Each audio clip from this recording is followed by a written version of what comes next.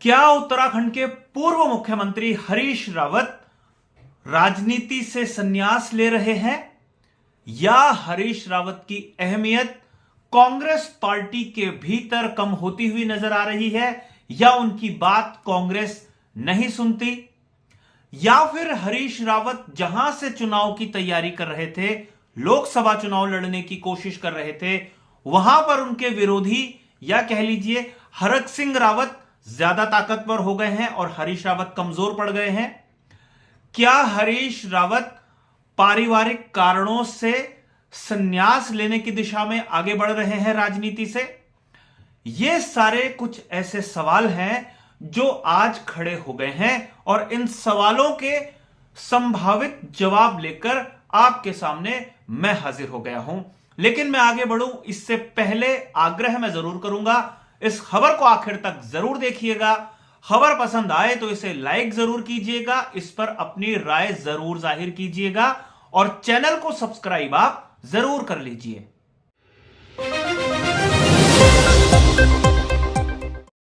नमस्कार, मैं हूं मनमोहन भट्ट। बीजेपी और कांग्रेस दोनों ही पार्टियां उत्तराखंड में लोकसभा चुनाव की तैयारियों में जुटी हुई हैं। दोनों ही पार्टी के संभावित प्रत्याशी अपने अपने पक्ष में अघोषित तौर पर प्रचार शुरू कर चुके हैं। लेकिन उत्तराखंड के पूर्व मुख्यमंत्री हरीश रावत का एक बयान आता है, इससे कई प्रकार की आशंकाएं, कई प्रकार के कयास लगने शुरू होते हैं। हरीश रावत प्रदेश भर के दौरे पर पूरे साल भर रहते हैं, चाहे चुनाव हो या ना हो, यानी वो राजनीतिक रूप से पूरी तरीके से सक्रिय हैं। ऐसे ही एक दौरे पर हरीश रावत थे, कुमाऊं मंडल का वो दौरा कर रहे थे। हल्द्वानी हरीश रावत पहुंचे और हल्द्वानी में दौरा करने के बाद पत्रकारों के सवालों का हरीश रावत ने जवाब दिया। सवाल जो था वो ज्यादा महत्वपूर्ण नहीं है, महत्वपूर्ण हरीश रावत का जवाब है। हरीश रावत ने एक सवाल के जवाब में कहा कि वो चाहते हैं कि उनके बेटे को टिकट मिले संसद के चुनाव का, और उन्होंने कहा कि वो पार्टी से आग्रह करेंगे कि उनके बेटे को प्रत्याशी बनाया जाए। अब जब ये बात हरीश रावत कहते हैं तो कई लोग सवाल खड़े करते हैं कि हरीश रावत का बेटा कहां से चुनाव लड़ सकता है, और अगर हरीश रावत के बेटे को टिकट दिया जाएगा तो स्वाभाविक रूप से हरीश रावत का टिकट कटेगा। तो हरीश रावत अगर चुनाव नहीं लड़ेंगे तो क्या वो राजनीति से संन्यास लेने की दिशा में आगे बढ़ रहे हैं? हरीश रावत की उम्र इस समय 75 वर्ष की है। हरीश रावत के बारे में पार्टी के भीतर जो उनके विरोधी हैं वो भी कहते हैं कि हरीश रावत का व्यवहार हमेशा से एक योद्धा की तरह रहता है।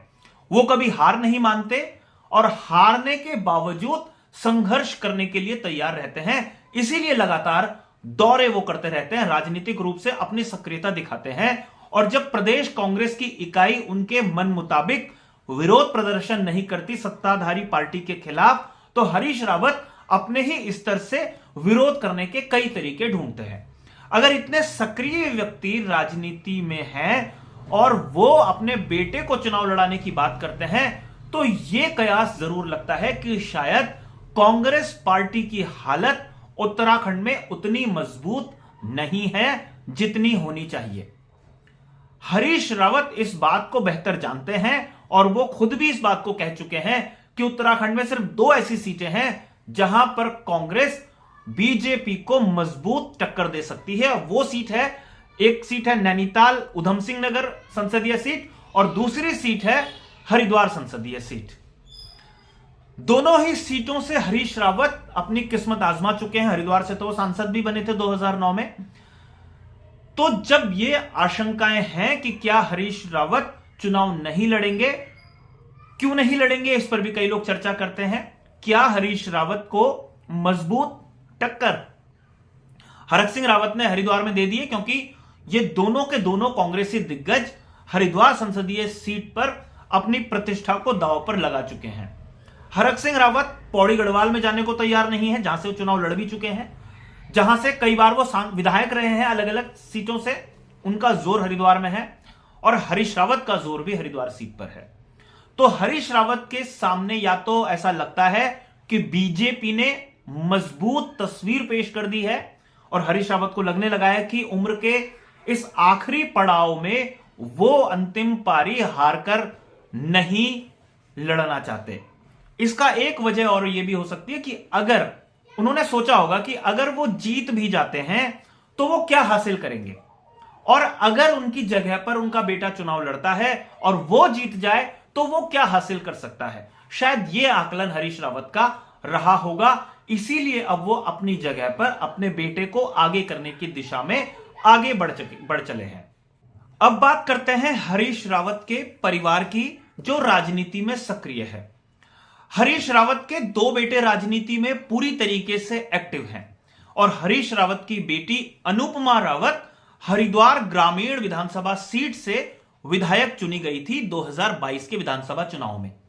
अनुपमा रावत के बारे में आपको बताएं कि अनुपमा रावत ने स्वामी यतीश्वरानंद को हराया था। स्वामी यतीश्वरानंद उस समय कैबिनेट मंत्री थे और स्वामी यतीश्वरानंद ने 2017 में हरीश रावत को हराया था, जिस समय हरीश रावत मुख्यमंत्री की हैसियत से चुनाव लड़ रहे थे। यानी हरीश रावत अपने परिवार की एक सदस्य अपनी बेटी को राजनीति में सक्रिय कर चुके हैं, उन्हें स्थापित कर चुके हैं। हरीश रावत हरिद्वार में अपना जनाधार बढ़ाने का दावा इसी आधार पर करते थे कि उन्होंने अपनी बेटी को भी विधानसभा चुनाव जितवाया है। अब हरीश रावत के दो बेटे सक्रियता दिखा रहे हैं। एक बेटा है आनंद रावत और एक बेटा है वीरेंद्र रावत। आनंद रावत यूथ कांग्रेस के अध्यक्ष रह चुके हैं। उनका भी एक बड़ा दाव है, बड़ी कोशिश है राजनीति में पूरी तरीके से स्थापित होने की। और जो वीरेंद्र रावत है वो इस समय लोकसभा चुनाव हरिद्वार से लड़ने के लिए जोर आजमाइश कर रहे हैं। वीरेंद्र रावत के बैनर होर्डिंग्स जगह जगह दिखाई भी दे सकते हैं कि वो किस तरीके से चुनाव लड़ने की कोशिश में है। अपना प्रचार उन्होंने एक तरीके से शुरू कर दिया है। यानी हरीश रावत के दोनों बेटे एक्टिव हैं। तो हरीश रावत ने किसके संदर्भ में यह बात कही कि किसको वो स्थापित करना चाहते हैं, किसके लिए वो टिकट मांग रहे हैं कि लोकसभा का टिकट कौन सा बेटा उनका लड़े। उत्तराखंड से प्रकाशित दो प्रमुख अखबारों की खबरें आप देखिए। एक अखबार ने वीरेंद्र रावत को बताया है कि उनके लिए हरीश रावत टिकट मांग रहे हैं, जबकि दूसरे अखबार ने बताया है कि आनंद रावत के लिए टिकट की मांग हरीश रावत कर रहे हैं। हरीश रावत का अगर बयान सुने और समझें तो वो बताते हैं कि उनका बेटा यूथ कांग्रेस का अध्यक्ष तक रह चुका है और वो ब्लॉक प्रमुख तक नहीं बन पाया है, या हरीश रावत अपने बेटे को ब्लॉक प्रमुख तक नहीं बना पाए हैं। अब ब्लॉक प्रमुख शब्द का इस्तेमाल अगर हरीश रावत करते हैं तो इशारा रणजीत रावत की तरफ होता है, जो हरीश रावत के पुराने घनिष्ठ सहयोगी रहे हैं। रणजीत रावत का बेटा तो ब्लॉक प्रमुख बन गया, लेकिन हरीश रावत का बेटा ब्लॉक प्रमुख नहीं बन पाया और उसी बेटे के लिए हो सकता है हरीश रावत पैरवी कर रहे हो। वैसे आपको बताएं कि कुछ समय पहले मल्लिकार्जुन खड़गे, जो कांग्रेस के राष्ट्रीय अध्यक्ष हैं, उनकी एक रैली देहरादून में हुई थी। रैली कैसी रही इस पर मैं ज्यादा चर्चा नहीं करूंगा, लेकिन वीरेंद्र रावत के समर्थक इस रैली में आए थे और कई बार नारे ऐसे लगे कि वीरेंद्र रावत को हरिद्वार सीट से चुनाव लड़ना चाहिए, उनका नेता कैसा हो, वीरेंद्र रावत जैसा हो, इस तरीके की बातें हो रही हैं और वीरेंद्र रावत हरिद्वार से चुनाव लड़ने की कोशिश में है। हरीश रावत किस बेटे पर दांव लगाएंगे, यह बात हरीश रावत ही बेहतर जानते होंगे। लेकिन जब हरीश रावत बेटों के लिए टिकट की मांग करेंगे तो पार्टी के भीतर विरोध भी होगा और हरीश रावत की आलोचना भी होगी कि अपनी एक बेटी को वो स्थापित कर चुके हैं, विधानसभा में टिकट दिया और अब अपने बेटों को स्थापित करने की वो कोशिश कर रहे हैं। परिवारवाद एक बड़ी समस्या राजनीति में है और जो बीजेपी है, केंद्र और राज्य में सत्ताधारी पार्टी, वो हमेशा परिवारवाद पर कड़ा प्रहार करती है। हरीश रावत भी उस प्रहार का शिकार हो सकते हैं, यह बात पार्टी के कई नेता पार्टी के भीतर कहेंगे जरूर। वैसे आपको बता दें, पार्टी के जो प्रदेश अध्यक्ष हैं करण माहरा, वो भी काफी करीबी रिश्तेदार हैं हरीश रावत के, इसलिए हरीश रावत पर परिवारवाद का आरोप लग सकता है। देखना यह काफी महत्वपूर्ण होगा कि हरीश रावत क्या गोटियां फिट करते हैं, कौन सी चाल चलते हैं कि उनके परिजनों को, उनके परिवार के सदस्यों को या उनके बेटों में से किसी एक को टिकट मिल जाए लोकसभा का।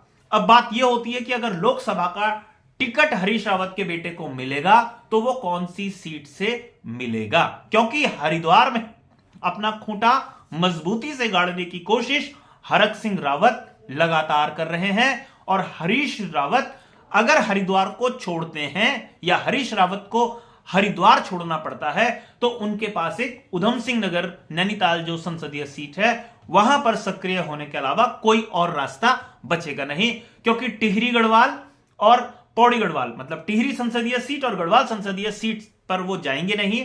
अल्मोड़ा संसदीय सीट रिजर्व है, तो हरिद्वार के अलावा सिर्फ उधम सिंह नगर नैनीताल संसदीय सीट ही बचती है जहां पर वो कुछ अपनी सक्रियता दिखा सकते हैं। कहां से सक्रिय होंगे, किसको टिकट मिलेगा, यह देखना काफी महत्वपूर्ण है। और यह देखना काफी महत्वपूर्ण होगा कि हरीश रावत के बयान के बाद कांग्रेस के भीतर की हलचल क्या कहती है। अभी के लिए साथियों इतना ही, अगली रिपोर्ट में आपसे फिर मुलाकात होगी, तब तक इजाजत दीजिए। लेकिन जाने से पहले एक आग्रह मैं फिर से करूंगा, इस चैनल को सब्सक्राइब आप जरूर कर लीजिए और खबर को लाइक करके शेयर जरूर कीजिए अपने मित्रों के साथ। नमस्कार।